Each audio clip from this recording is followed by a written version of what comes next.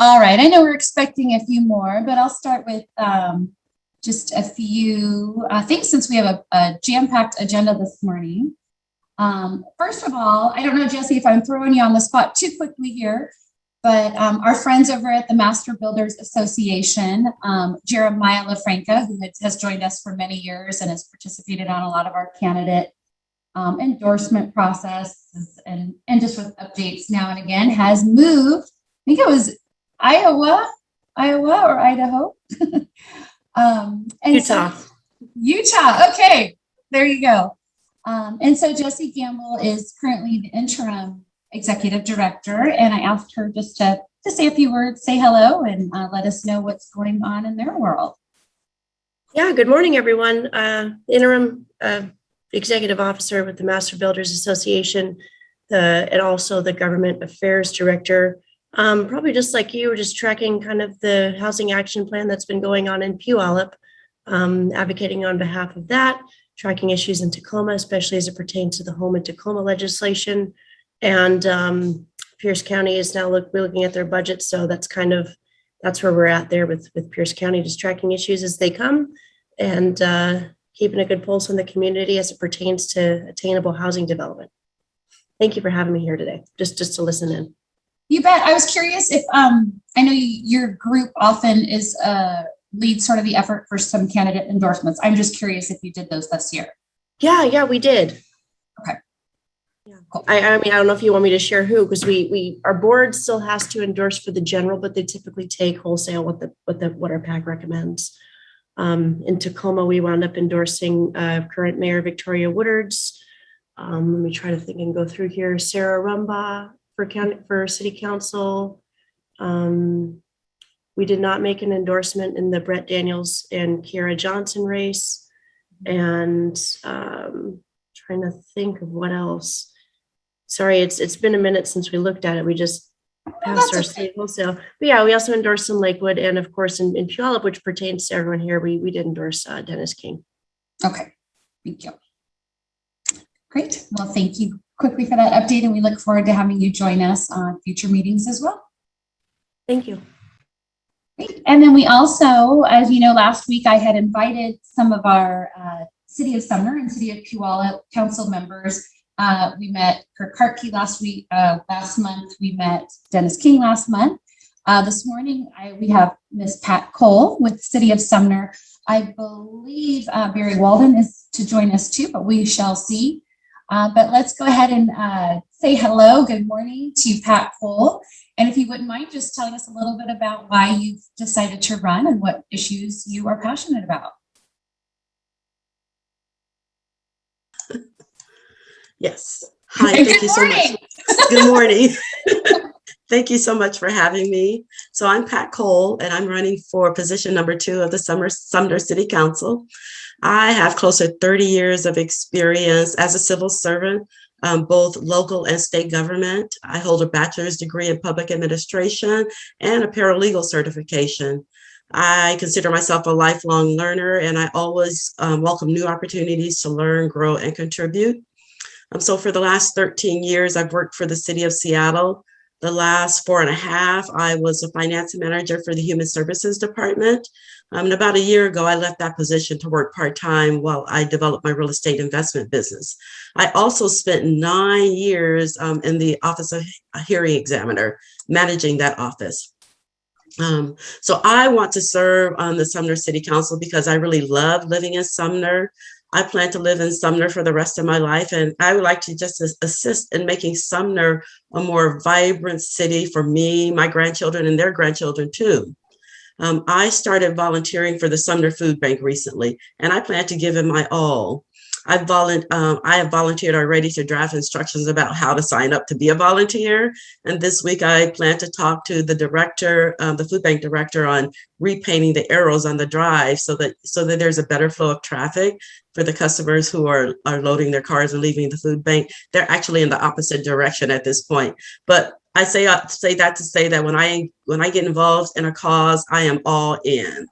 So as a city council member, what I want is a larger, more responsive police force. I want the Sumner citizens to be able to move about more easily in a less congested way. And I also want to see the downtown businesses boom. I think both public transportation and nearby senior housing would greatly increase the chances of success for those businesses in the downtown area. So I'd like to highlight a little bit of my experience. So as I mentioned, I have worked in city government, but I've worked in state government as well. So I'm familiar with how a government entity how they operate. I understand governmental budgeting, and I have actual experience in those processes, all at the city level. I also bring a wealth of understanding about how policy is set. Because I manage the Office of Hearing Examiner, I'm familiar with land use issues. I have a general understanding of housing code violations, along with subdivision applications, SEPA requests, and almost all the terminology that's used in the land use arena. I also have project management experience, about 20 years and close to just 20 years overall in legal administration experience. So there are three things that I'd be interested in accomplishing if I were elected to the Sumner City Council. One is enhanced public safety. I support hiring more officers. We have 6 upcoming retirements and we need to be on top of that, along with bringing additional officers to Sumner's police force. Because what I see in Sumner is there are lots of property crimes. We don't want to be like Seattle. We want Sumner residents to feel that when they work hard for something, that is not taken away from them by some stranger. I also believe that there needs to be an improvement in police response time. So I actually reported my car stolen about 2 years ago. I was getting off the train and reported my car stolen because it wasn't where I normally park it. So I had to take an Uber home, reported the car stolen, took an Uber home. And then when I got home, I realized that, well, maybe I actually didn't park in that spot, right? Where I normally park. And so I took an Uber back to downtown Sumner and walked a little bit, and lo and behold, I found my car. So I had to call the police. Yeah, that's a little embarrassing, but anyway. So I had to call them to let them know that I had actually found my car. But they said that, no, don't get in it, because if I drive off and then an officer stops me, they will assume that I was, the person stealing the car. But after like a 30-minute wait, I called them back to say, hey, I'm still here. I'd like to get in my car and go. But I learned then that there was, the police, there was a big fire in Sumner. And so they were responding to that, and they couldn't come to me or, deal with my issue. So, I hope, I want Sumner citizens to know that the police are there when they need them. I also think that we need to provide public bus transportation throughout the city of Sumner. Until 11 months ago, I was a regular Sounder commuter. I was driving daily to the Sounder station and parking in front of people's houses, and I know that those residents who live in the downtown area would like to see less parking in front of their houses. Sumner should never have pulled out of the Pierce transit system. So if I'm elected, I plan to lead the effort to bring public transportation back to the city of Sumner.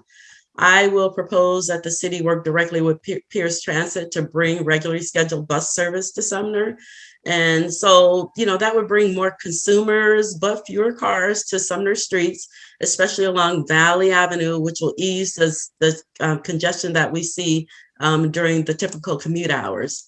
I will also propose that the city work directly with Sound Transit so that they change that the commuter route, the Sumner Bonnie Lake commuter route 596, and have that be a regularly scheduled route so we can get Bonnie Lake citizens down to Sumner on a regular basis. And lastly, we need to contribute to increase housing opportunities, especially for seniors. There is a mandate for the city of Sumner to increase capacity, because as the city grows in population, we have an obligation to make sure that there is enough housing to accommodate that growth. So we can't build out, so we need to build up.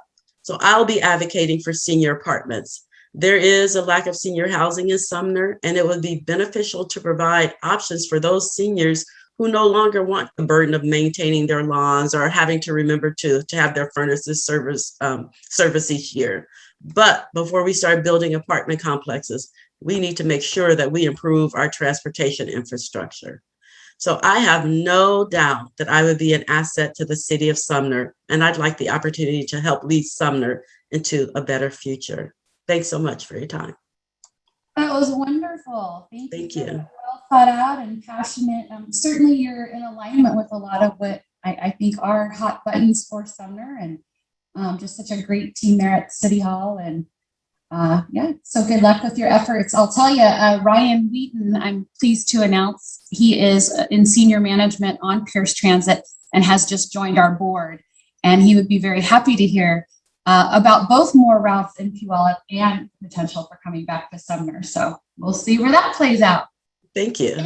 Any questions for Pat? She hit a lot there, and we've got a good audience here. Yes, Tracy.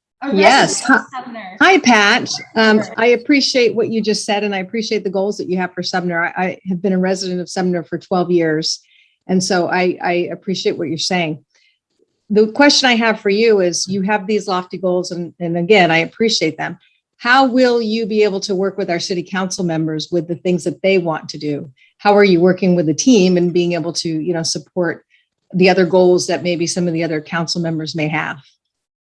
I think that it's a collaborative effort.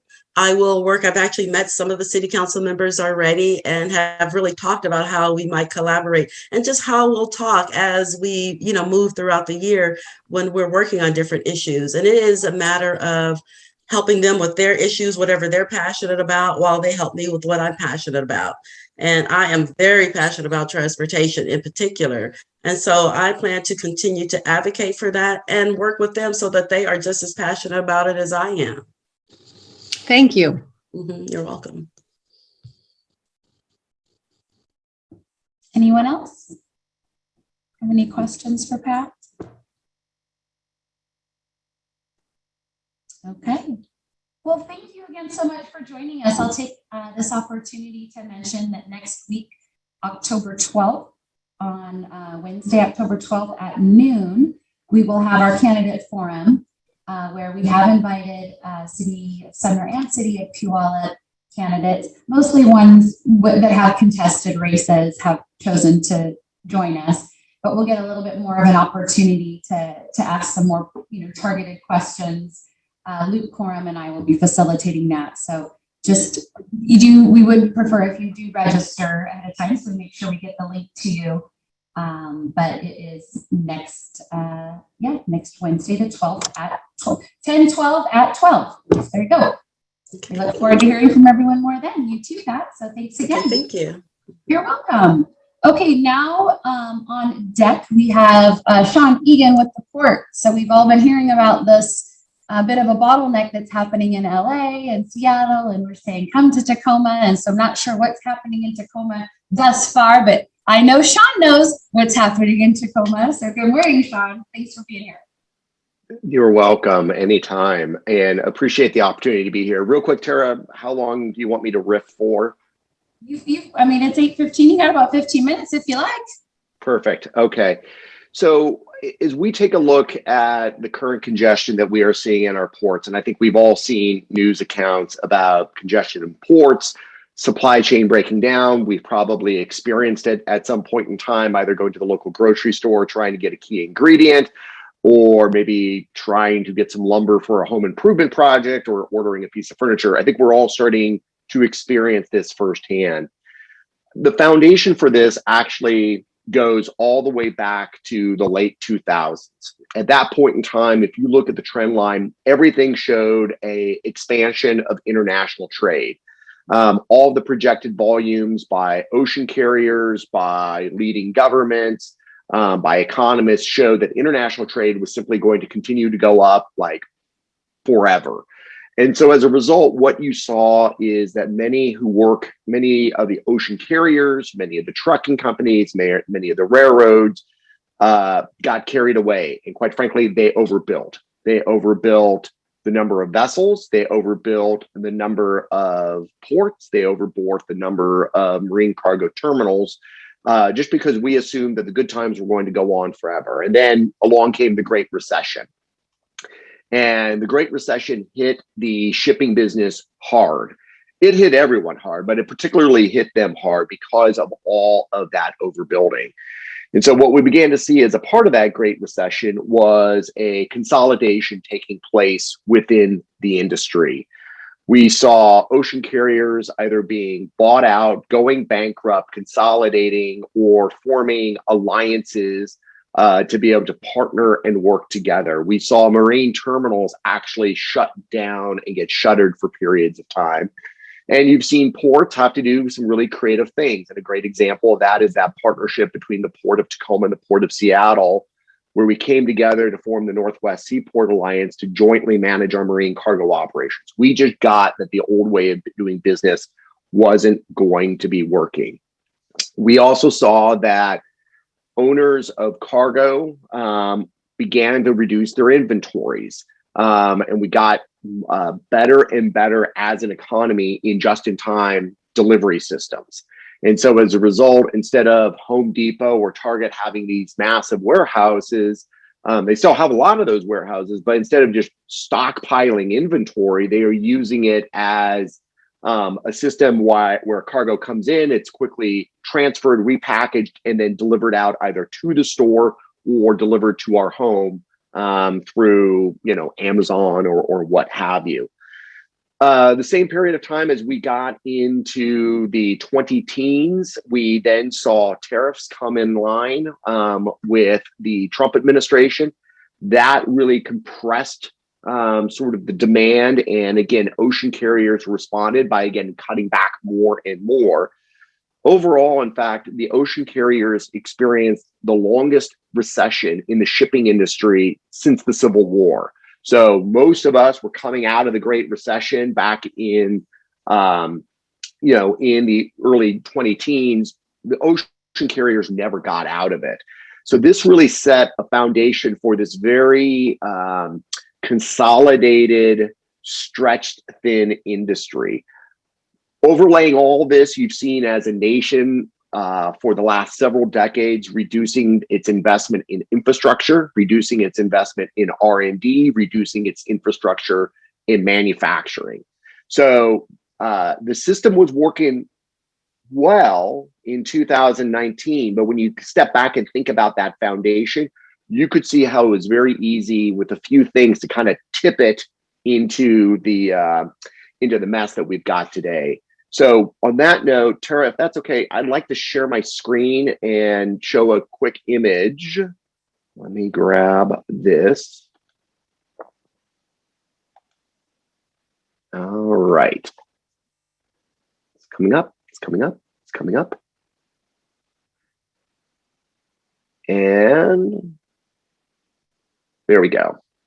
So this was something that was put together by the American Association of Port Authorities. And I thought it provides sort of a good visualization of sort of the current crisis that we're experiencing and kind of why things are the way they are. First thing is that the pandemic hit.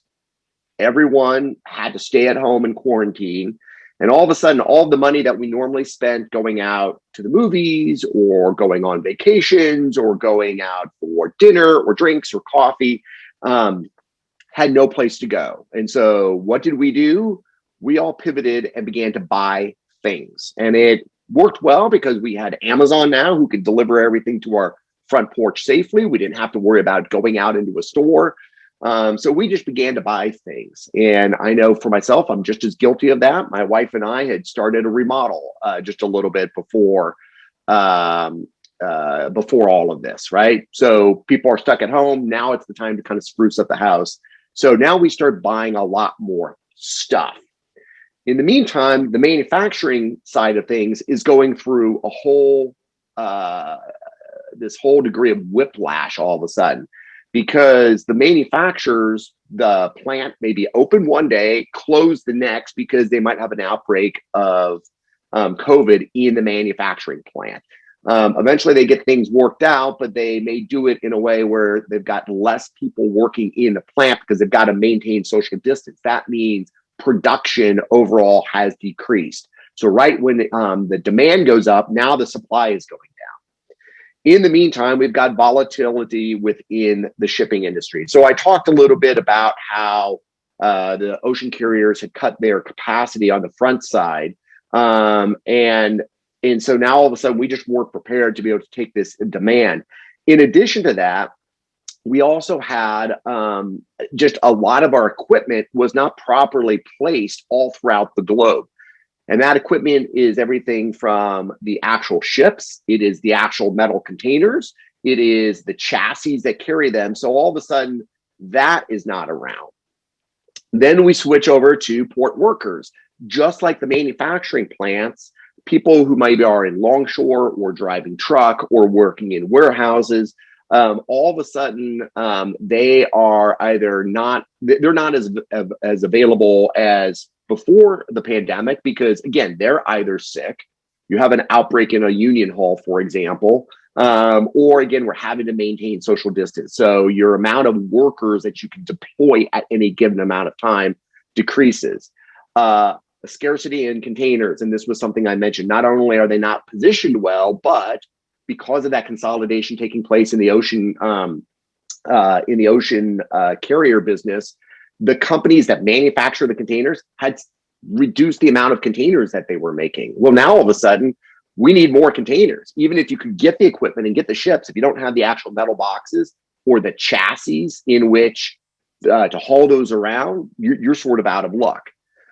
We see trucking industry, again, being pressured here. Again, there have, for a long period of time, been thousands and thousands of jobs available in the trucking industry that weren't getting filled. So you've got that problem. And oh yeah, they are getting the pressures about quarantines and things like that. And then this is another aspect that is not tied to the ocean carriers, but it's important to note we had fewer flights around the globe because, again, people weren't traveling. And typically when we think about air freight, you might typically think about some big 747 air freighter.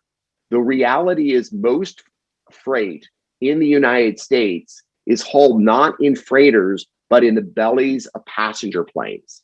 If in addition to the suitcases that you and I are taking on our flights, there are massive cargo holds underneath your feet.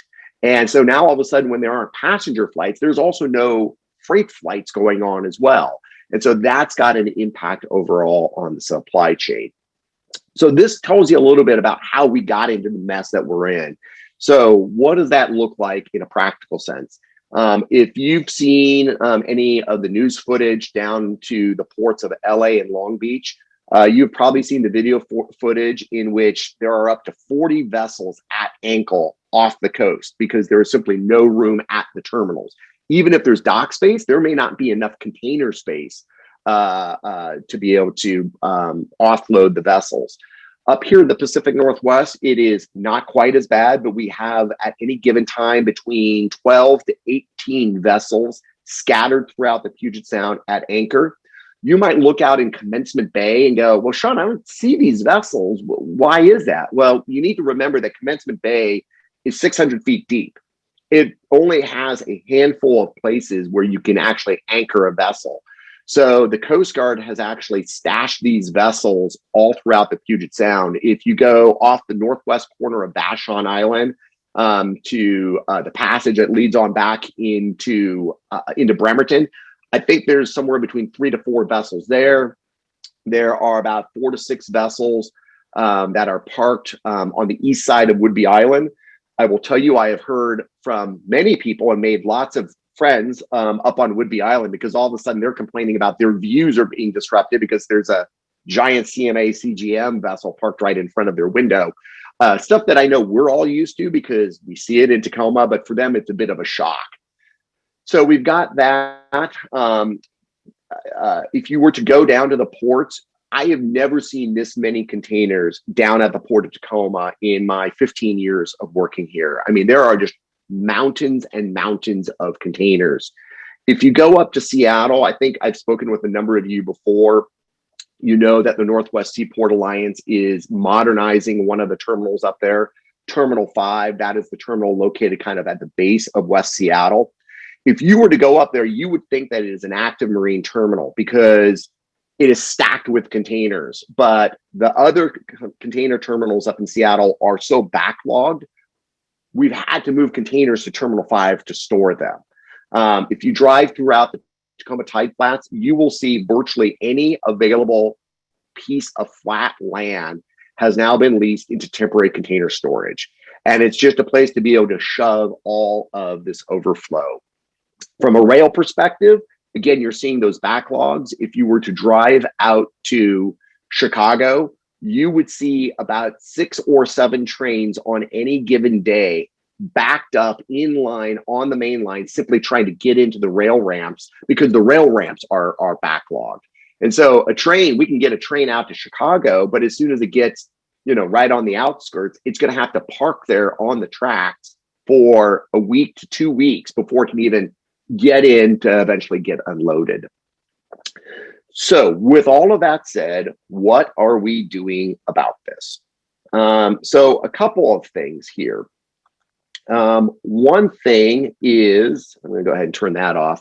So we're doing a couple of things. One thing that we're doing is we're trying to take advantage of the opportunity here. Yes, we have backlogs up here, but we are managing the backlogs far better than what's happening down in California.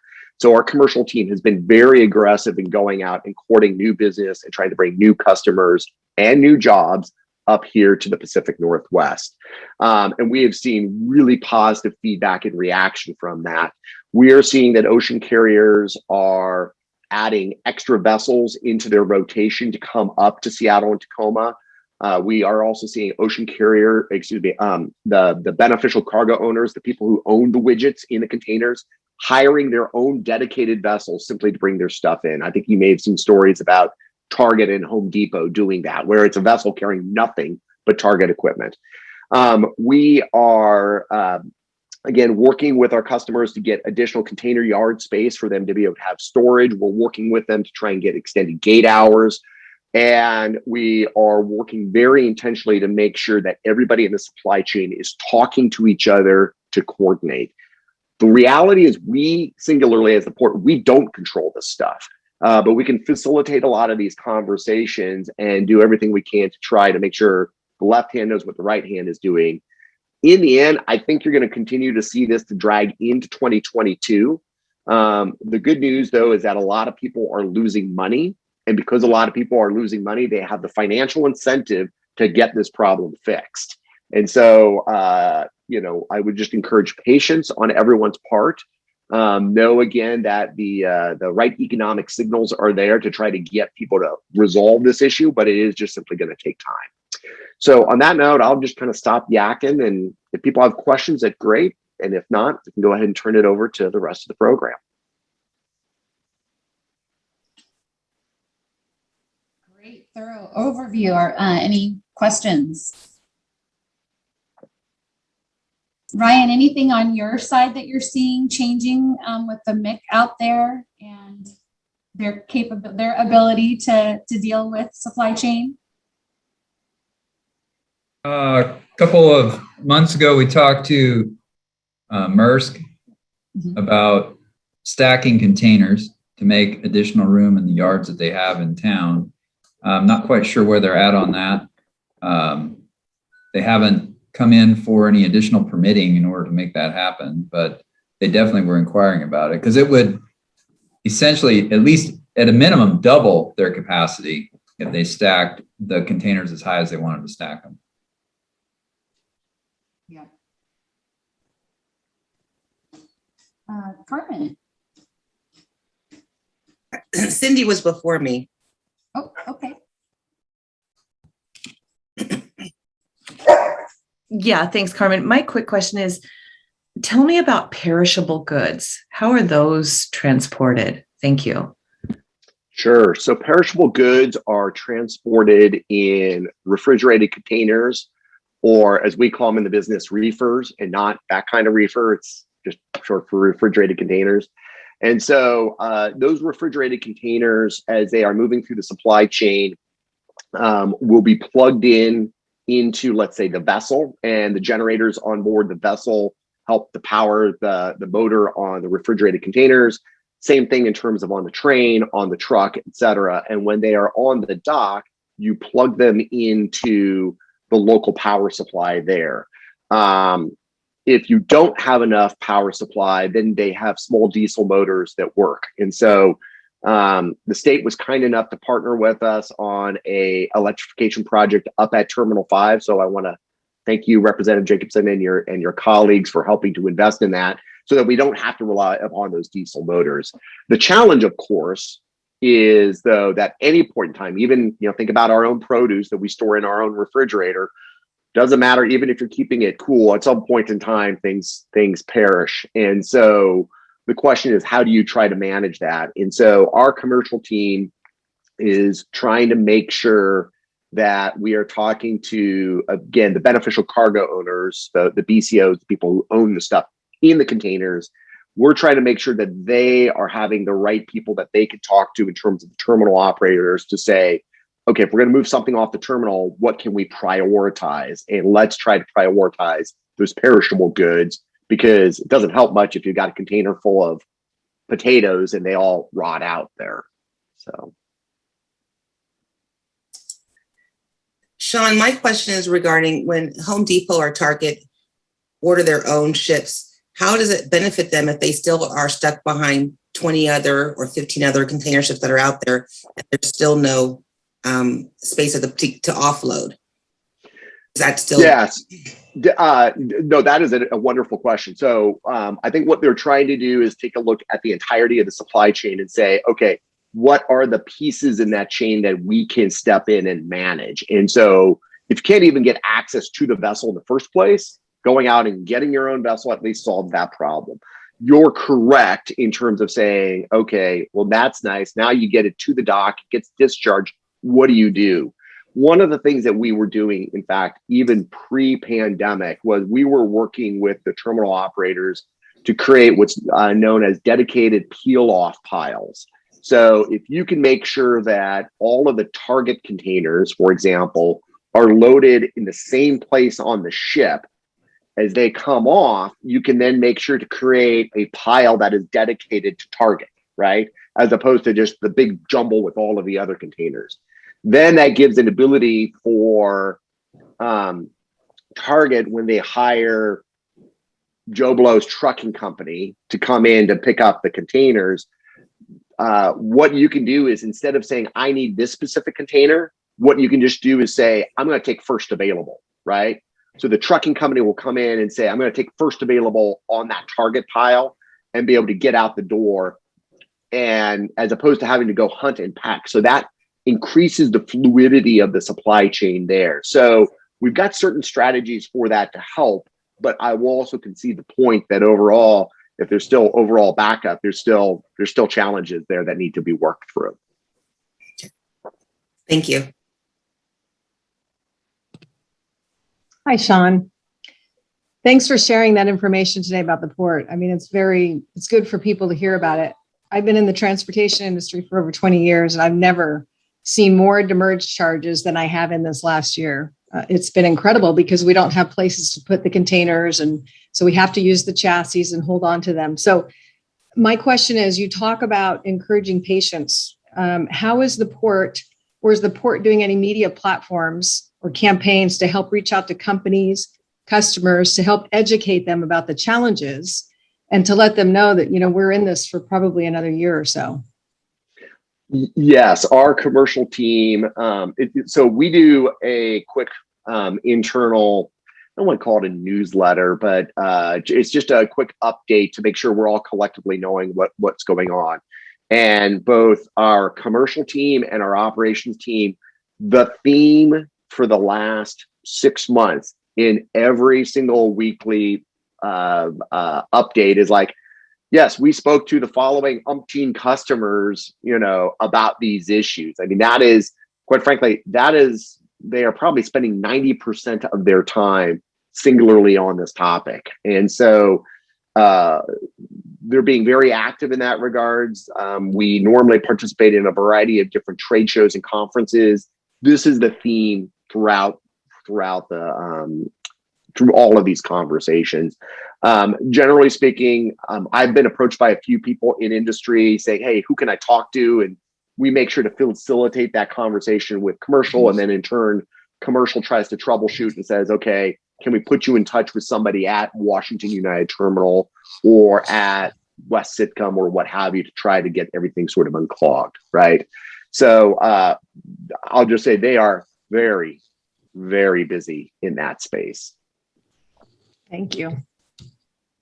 One other, just a quick note, one other way that they've been getting the industry and our folks have been getting creative is you are now starting to find containerized cargo move through what's called the break bulk network.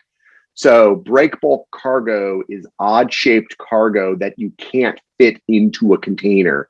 They are usually hauled around in the vessels that look like giant shoe boxes that you might see on Commencement Bay. Those vessels usually handle automobiles. They all usually handle rolling stock like John Deere combines or Caterpillar construction equipment or things like that. Industry is now starting to lease with the break bulk customers to move their containers on those vessels, driving up on with a chassis and leaving the container and chassis on that vessel, and then servicing break bulk terminals. Anything to just try and find another easier way to get in and out of the ports. But I think the issue here, as I think you correctly pointed out there, Tracy, is even if you get it out of the terminal, you need a warehouse to put it in. And the warehouses are also completely backed up at this point in time. So it's sort of like plumbing, and we need the giant plunger, and there's just a lot of blockages that we need to clear out.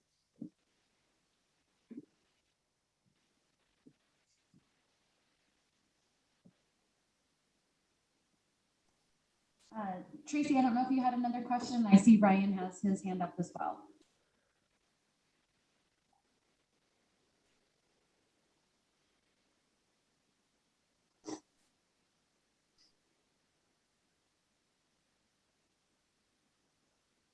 Tara, do you want me to go?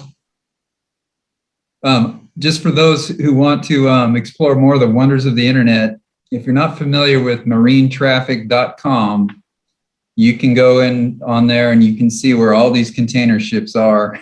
You click on them and see how big they are. It's incredible. If you're not familiar with marinetraffic.com, you'll wonder how come your pleasure craft is on there.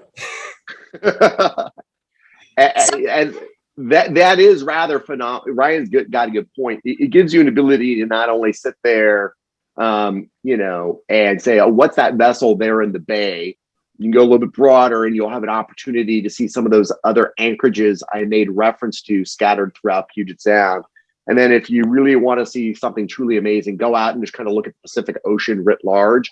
And you will be probably surprised by how many vessels are dotting the globe as we speak.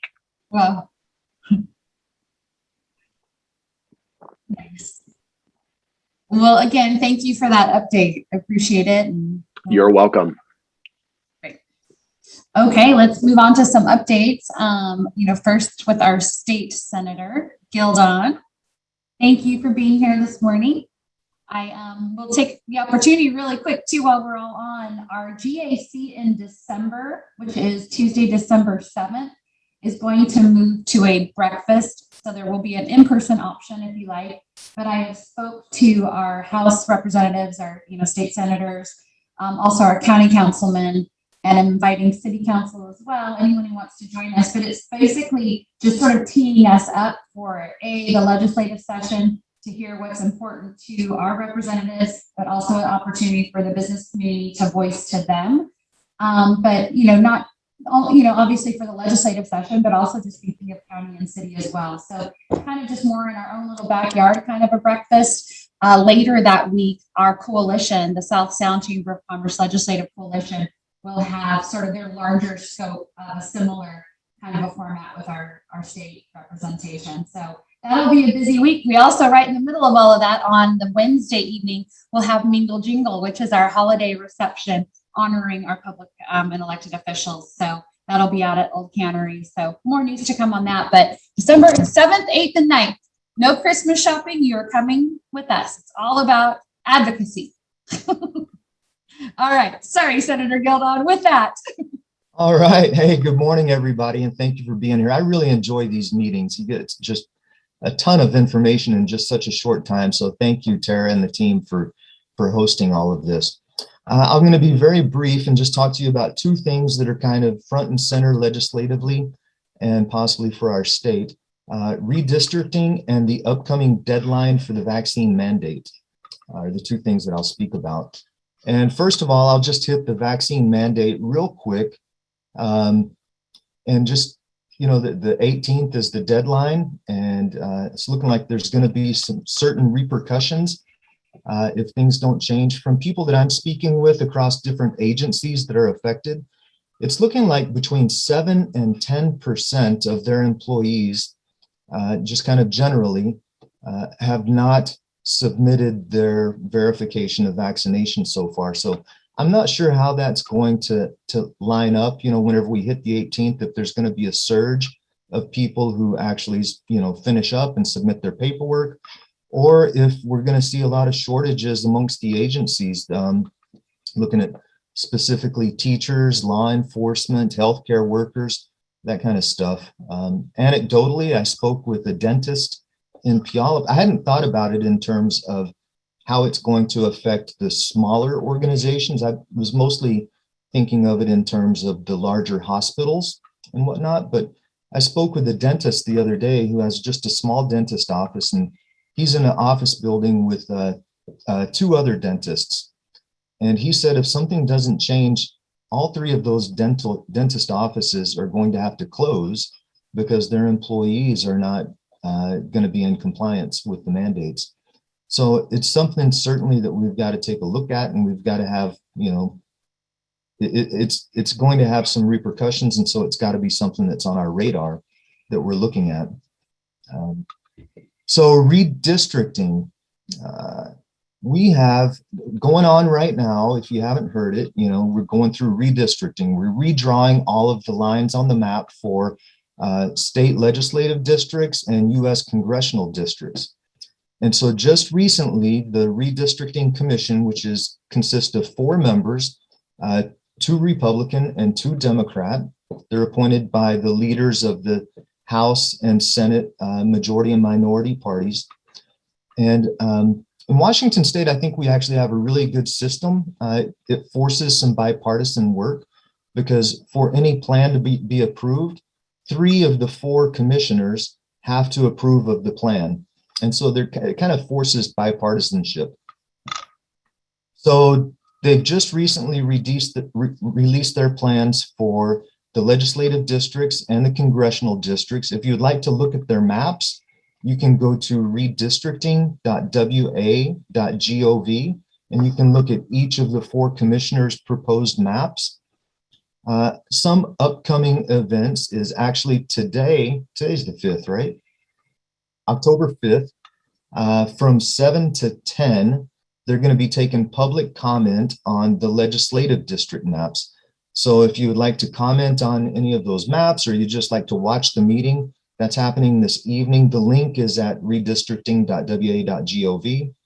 Then October 9th, from 10 a.m. until 1 p.m., they're going to be doing the same thing, public comment for the congressional maps. So you can weigh in on that. Of note, specifically for this group, 2 of the 4 commissioners' maps actually joined Puyallup and Sumner into the same legislative district. So you can be happy about that or not, but you know, you have public comment today. I thought that was interesting. So how do the districts align right now is we have 49 legislative districts in Washington State. Right now, 6 of them are what we consider swing districts. So they could go Republican, they could go Democrat. And they define swing district as between 47 to 53% of the vote. So if the candidates have generally won with those percentages, we consider that a swing district. So 6 out of the 49 are currently swing districts. In the commissioners' maps, there's 4 commissioners, as I said. 1 commissioner increases that to 8 swing districts. Another increases that to 11 swing districts. And then the other 2 reduce it to only 3 swing districts. So that means that all of the other districts would be pretty much, before anything happens, pretty much decidedly either solid Republican or solid Democrat, with only 3 of them being swing. For the congressional, right now we have 3 Republican districts, 6 Democrat districts, and 1 swing district. So that's the current lay of the land. And the commissioner's maps, 2 of them increase it from 1 swing district to 2 swing districts. And then the other 2 reduce it so that there are no swing districts in our state. So their maps would be 7 Democrat and 3 Republican. So that's just kind of the lay of the land. They have until November 15th to submit their final plan to the legislature, and then we'll move on from there. But if you decide that you want to comment on any of these, again, October 5th from 7 to 10, or October 9th from 10 a.m. to 1 p.m. is your chance to weigh in. So that's all I've got for you. Any questions from the group? I have questions, but I'll defer them to you directly later. All right. Let's see, we also have, House Representative Jacobson, did you have anything to add either with your Puyallup hat on or your House Representative hat on? So Senator Gildon always does a great job. I really appreciate working with him and Representative Chambers. I'm very concerned about staffing shortages for healthcare. I was talking similarly to an eyewear, an optician, and he was saying that, you know, even the lab techs and everything are going to be required to be along with this mandate. And so he's worried about some small supply chain issues in his industry. So it's of concern. Puyallup, we passed our housing action plan. We got into shape, South Sound Housing Alliance, and with the proviso, we would take a look at it, you know, later to make sure it was doing good with our money. We're going to have 3 days of our budgeting coming up on the 12th, 13th, and 14th, the second year of our biennial budget. So we're going to be making a lot of adjustments because of federal money coming in. And so there's more sales tax revenue than we thought and more federal money. So that's what we'll be working on. And we get tonight off. So that's Puyallup. Great. Any other questions? All right, Jeff Wilson, do you have any updates from City Hall for us? Oh, I'm not hearing you.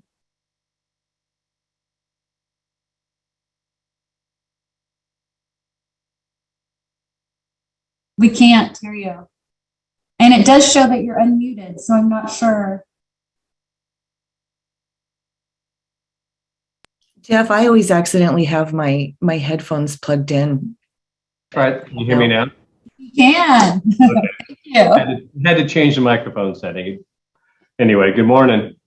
Just a couple things I wanted to pass on, and Meredith can't be here this morning. She had a competing meeting. So a couple things that Meredith asked me to pass on. Also, council took action. We looked at some of our interim programs that we had, such as the food truck pilot program, and that is going to be made a permanent program after the council's review of that and the last year of how it's operated. They found a lot of beneficial things with that, so we're making that a permanent program, and we'll be there'll be some tweaks to the program in terms of additional ways we can simplify the process for issuing those permits that we'll be working on internally, but that'll become a permanent program in the city. Additional, the outdoor dining pilot program was renewed for another year. Along with the parklets will be out as well. They're going to be continue to have those. We're going to experiment during the winter to see how people want to do them during the winter, but they'll be out definitely during the warmer months of the year. So those programs are 2 additional programs that were added on with the council's blessing at the last meeting. In terms of what we're seeing permit activity wise in the city, it's very, it's very interesting because we're sitting here, going into October of 2021, and both in terms of number of permits, we're about equal to where we were at the end of 2019. And in terms of valuation of permits, we're actually ahead of the end of 2019. That may a little bit be caused by bigger projects, but also the rise in construction costs may be kind of affecting that valuation number. But still, it means that we had a lot of activity that is still occurring, still very strong. We continue to work on the CityView our new online permitting system that will still scheduled to go live this fall. So we're getting to the testing phases of it right now. So everybody who's worked on that project is stressed out, pulling out their hair and sleepless nights to try and get that up and running and operational as we work on that. With that, we're keeping very busy. As Councilmember Jacobson mentioned, that the city passed the Housing Action Plan. So that'll now set some of the framework as we start working on our 2024 comp plan, as we'll try and work in those policy discussions in terms of how it affects what we do in terms of types of housing, density of housing, location of housing, and so on and so forth. That'll all be part of the lift that will start as part of the 2024 comp plan update process that we hope to actually begin, at least in some minor phases, beginning in 2022, because we know there's going to be a lot of work leading up to that major effort. So we'll be using the Housing Action Plan as a roadmap to do with to work on how we come up with new housing programs, new opportunities, and new diversity and types of housing types within the city. But it's been a busy year for everybody, and we're just trying to keep it going and keep it flowing. I like it. Keeping it going, keeping it flowing. Any questions for Jeff? All right, with that, let's move to, thank you again, Deputy Mayor Kathy Hayden, City of Sumner. Yeah, for me, it's been immersed in meetings, just trying to get me up to speed so that it's kind of seamless when I take over in January. I don't know how I found time to work. I don't think I could. I retired on August 20th, and it was a hard decision, but probably the best one I've ever made. So I'm getting ready, but we have Ryan here in Atlanta to fill you in on what's going on with commercial building and whatever and events. So perfect. I'll turn it over to Ryan. Thank you. Thank you. Thank you, Deputy Mayor Hayden. Some council actions as of late. Council approved a contract for some DEI training for staff last night. They also approved an emergency housing and emergency sheltering changes to our code to address House Bill 1220 that I know other jurisdictions have been grappling with. Also, approval to proceed with a petition for a 12.5 acre annexation area that's being put forward by the Old Cannery as one of the applicants, as well as the roofing place over there by the Old Cannery. I can't remember the name of it. Wayne's Roofing. Thank you, Deputy Mayor. And so that's going to be moving forward. We're also looking at making changes to our zoning code in our interchange commercial regarding boat sales and auto collision repair. That will be coming in front of council. Went through planning commission. Will be coming in front of council in a couple of weeks. Exciting news and development. We have the Red Apple Market, which is now known as the Kincaid Mixed Use Project. They've broken ground. They're starting to turn dirt over there and work on some of the ground contamination remediation work. Also, there's huge equipment and giant piles of dirt near the high school where they are working on phase 1. And to add to all that, we have an extensive downtown sidewalk replacement project happening, and that's pretty exciting. They're putting in some curb bulbs in a couple locations that we'll see how those turn out. I think it's going to be great for pedestrian safety and just downtown amenities in general. A couple of things that we are looking at in terms of affordable housing. The city council did approve Sumner's housing action plan earlier in the year, and we have just applied for a $75,000 grant for implementation. And Pat Cole had mentioned desire to see more senior housing, and that is a top priority in the housing action plan. And we are currently working on some changes to our code to try and incentivize and make that more of a reality, senior housing in our downtown. And just wanted to touch on events. The cider crawl that Sumner Main Street Association will be sponsoring is October 23rd. Homecoming parade is 4:30 this Friday, October 8th. Street of Treats on Halloween. And we did have to cancel the Santa parade, and the applicant pulled the application and canceled the bridge lighting. Disappointed to have those go away this season again, but given the rising COVID infection numbers, it's probably the prudent thing to do. So that is my report, unless Lana has something I might have missed. I think you covered it. Thanks, Ryan. Hello, everybody. Hi there. Great. I'm going to mention one thing. I want to thank both the city of Sumner and city of Puyallup for their proclamation of making October kind of a healthcare heroes month. I have partnered with Pierce County and EDB and the Tacoma Chamber and other South Sound chambers to provide something called Hero Meals.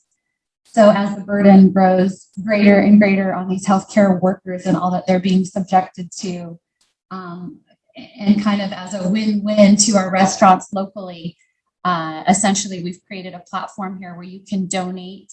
$25 donation will purchase 3 meals. $250 donation will purchase 30 meals. And these are all for frontline workers, healthcare workers.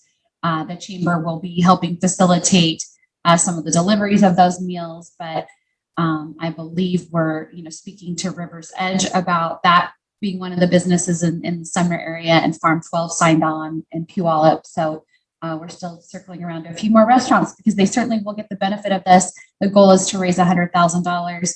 But again, just thank you to the cities for awarding the proclamations that I attended last night at the city of Sumner, just to bring a little more awareness and excitement and energy towards that effort. So southsoundheroes.org is the website for that.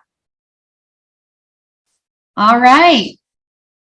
We are 1 minute to go. Any other comments? I will first say congratulations. I see Sloan Clack on the call here, and I'm very excited that Sloan from Corliss Resources has joined our board for 2022. So good morning, and thank you very much. I'm very excited. Thank you. I love your background there as well. That's great. Yeah, we have both Sloan and Ryan Wheaton, as I mentioned, from Pierce Transit, and then Paul Long from Timberland Bank, that just has a real plethora of things he's done for small business advocacy and programs that he's created. So not just a banker, he has a lot of hats that we're excited to have his energy on the board too. So 3 great board members for 2022. I thank Tracy for being here, and Luke, who are currently on our board, and hey, staff at Puyallup, Sumner, elected officials. Always great to see you. Thank you so much. We'll see you next month, I suppose, on election day again. And then again, December 7th will be in person. So, all right. Thanks, everyone. Have a great rest of your week. Thanks again, Sean, for the great updates. You're welcome. All right. Take care.